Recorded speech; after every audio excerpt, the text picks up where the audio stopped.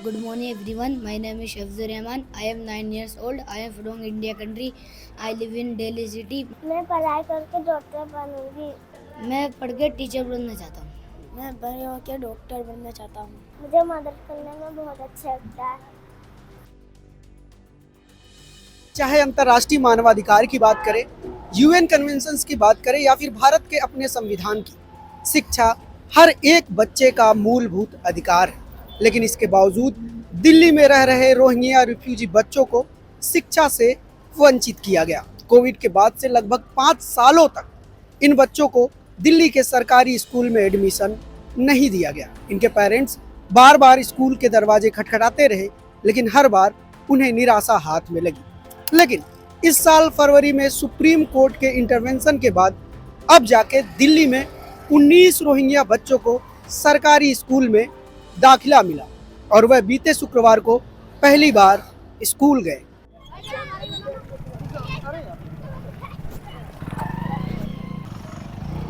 बहुत दिनों से हमारी एडमिशन नहीं हो रहा था। वो बहुत सारे लोग वो ऑफिस से आके हमारे एडमिशन करवाने जा रहे थे। स्कूल वाले एडमिशन नहीं ले रहे थे। फिर एक अंकल आए, वो एक कोर्ट पे गए थे। कोर्ट पे जाके हमारे लिए स्कूल के एडमिशन के लिए साइन लेके आए। साइन लेके आ रहे, ये नैया वाले स्कूल बना है ढलान की तरफ, वहाँ पर हमारे जाके हमारी एडमिशन करवा दी। आपको यहाँ कैसा लगता है? यहाँ पे मुझे दिल्ली में बहुत अच्छा लगता है कि लोग कुछ कहते नहीं हैं, भेदभाव करते नहीं हैं, ऐसी खेलने देते हैं। अगर किसी के घर में शोर करे तो वो कुछ नहीं कहते, ना हमें भगाते हैं। स्कूल में 6 क्लास में हूँ मैं। वहाँ पे मुझे बहुत अच्छा लगा। मैम प्यार करती है और मैम हमें मारती नहीं है, प्यार से समझाती है कि हमें क्या करना है। हमें पढ़ के लोगों की मदद करना है, जो परेशान है उनके घर में जाके हमें राशन पानी देना है और हमें ऐसे गरीबों की बहुत मदद करनी है। अगर हम पढ़ाई करेंगे हम बहुत कुछ बन सकते हैं। तो ये जो एडमिशन नहीं हो रहा था आपका, तो आपको कैसा लगता था कि आपका एडमिशन नहीं हो रहा है, बाकी बच्चे जा रहे हैं? हमें बहुत बुरा लगता था। मुझे लगता था कि हमारे कभी स्कूल में एडमिशन हो ही नहीं पाएगी, हम पढ़ाई कर भी नहीं पाएंगे। मुझे ये लगता था। मूल रूप से म्यांमार के रहने वाले हुसैन अहमद भारत में एक रोहिंग्या रिफ्यूजी हैं। वह भारत में करीब 10 साल से रह रहे हैं और पिछले 5 सालों में उन्होंने दिल्ली के अलग अलग विभागों का दरवाजा खटखटाया ताकि उनके बच्चों सहित इन 19 बच्चों का एडमिशन हो जाए। लेकिन सभी विभागों से उन्हें निराशा हाथ में लगी। उन्हें यह कहकर मना कर दिया गया कि उनके पास भारत का आधार कार्ड नहीं है। हालांकि उनके पास यूएनएचसीआर का आईडी है, जो यह बताता है कि वह भारत में एक शरणार्थी है, लेकिन इसके बावजूद उनके बच्चों को एडमिशन नहीं मिला। आखिरकार उन्होंने मशहूर सामाजिक कार्यकर्ता और सीनियर एडवोकेट अशोक अग्रवाल की मदद से कोर्ट का दरवाजा खटखटाया, जिसके बाद इन बच्चों को स्कूल में एडमिशन मिल गया। इन 5 सालों के लंबे संघर्ष के बावजूद वह भारत के कानून, भारत की सरकार और भारत के लोगों का शुक्रिया अदा करते हैं।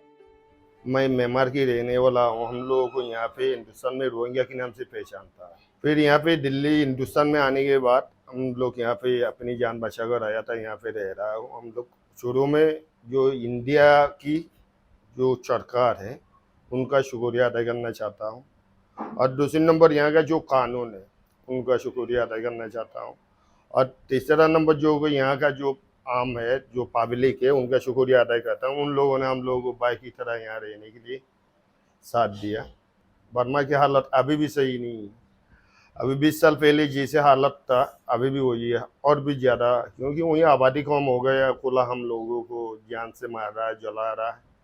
हमने तो ज़िंदगी में लोगों ने देखा भी नहीं होगा, हमने वो चीज़ देखा जिंदा लोगों को जलाते हुए, जिंदा लोगों के सामने खुला हम लोगों को काट देता है, मार देता है, खुला हम पुलिस जलाता है। वो भी कोई और नहीं है, जो कानून है हमारे बर्मा का, जो कानून है कानून। इसलिए हम लोग यहाँ पे हिंदुस्तान में पनाह लिया था। पनाह लेने के बाद हम लोग का ज़िंदगी तो ऐसे ही बर्बाद हो गया।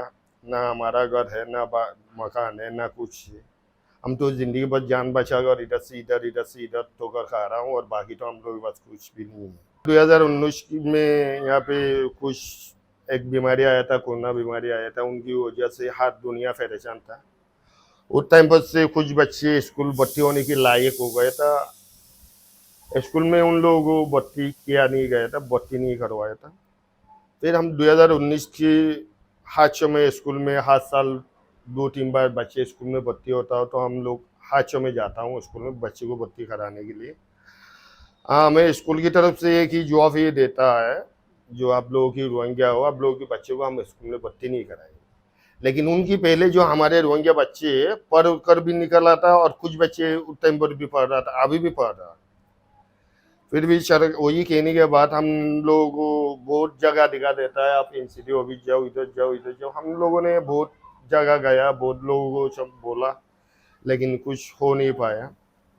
पता नहीं, इंशाल्लाह 2024 में लास्ट होते होते मैं अशोक अग्रवाल साहब का नंबर मिला था, मैं उनसे बात किया। बात करने के बाद हमारे बच्चों के बारे में मैंने बोलने के बाद फिर मैंने से मुलाकात करने के लिए इतनी गुंजाइश भी नहीं था मेरे पास, मैं वहीं पे बार बार जाऊं।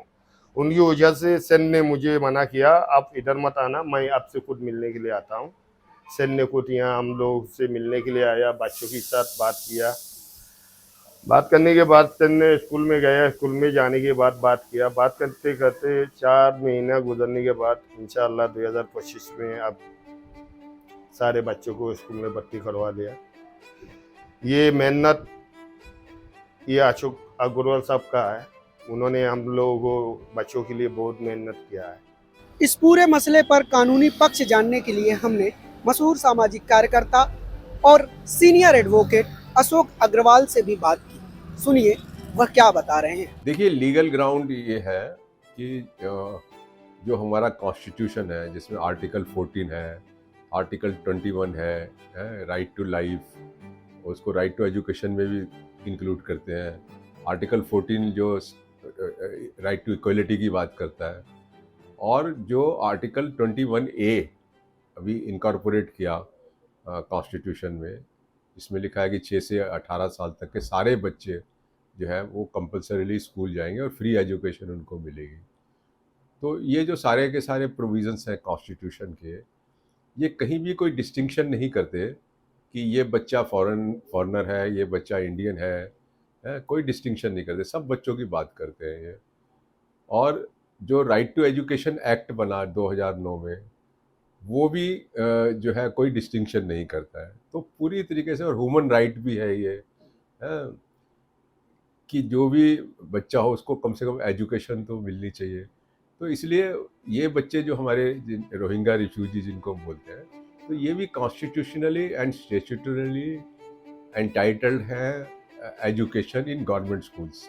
तो वही आधार को लेकर हमने जो है ना सारी लड़ाई लड़ी, और अल्टीमेटली हम विन भी करा हमने। हालांकि एक सच यह भी है कि भारत में रोहिंग्या मुसलमानों के नाम पर काफी राजनीति होती रहती है। सत्ताधारी भारतीय जनता पार्टी लगातार चुनाव में रोहिंग्या मुसलमानों को देश से भगाने के नाम पर वोट मांगती रहती है, और मीडिया का एक धड़ा लगातार रोहिंग्या मुसलमानों को निगेटिव पेंट करने की कोशिश करता रहता है। लेकिन जब इस बार इन 19 बच्चों को दिल्ली के सरकारी स्कूल में एडमिशन मिला, तब भी राजनीति शुरू हो गई। विपक्ष में बैठी आम आदमी पार्टी ने भारतीय जनता पार्टी पर रोहिंग्या बच्चों को स्कूल में एडमिशन देने का आरोप लगाया, तो वहीं भारतीय जनता पार्टी ने भी पलटवार किया। नहीं, देखिए, जो ह्यूमन राइट्स होते हैं उस पर राजनीति करना तो अच्छी बात नहीं है ना। और बच्चों की बात, जो दुनिया का भविष्य है बच्चे, उनके ऊपर राजनीति करना और उनकी भी शिक्षा के ऊपर राजनीति करना, मैं तो समझता हूँ नीचता से कम नहीं है ये। और जहाँ तक ऐसे लोग जो बुरे वक्त के अंदर ऐसे लोग जिनका राइट वायलेट हो रहा है उनके साथ खड़े होते हैं, तो ये गौरव की बात है। चाहे कोई भी किसी के साथ खड़ा होता है तो ये गौरव की बात है, और खड़ा होना चाहिए। और मुझे लगता है कि इस केस से एक अच्छा मैसेज जो है ना पूरे दुनिया को गया है। एक टाइम पर हमारा भी घर था, हमारा भी मकान था, हम भी परिवार वाला इंसान था, हमारा भी जमीन था, लेकिन चौमो की हिसाब से हम लोगों की बर्बाद हो गया, मकान जला दिया, जो भी नहीं पड़ा है। यहाँ पे जितनी भी बर्मा वाला आया है उनका कोई ना कोई, हर कोई ऐसे गरीब नहीं है, पैसे वाला भी था, दौलतमंद वाला भी था, लेकिन हर चीज छोड़ दिया बस जान बचाने की वजह से।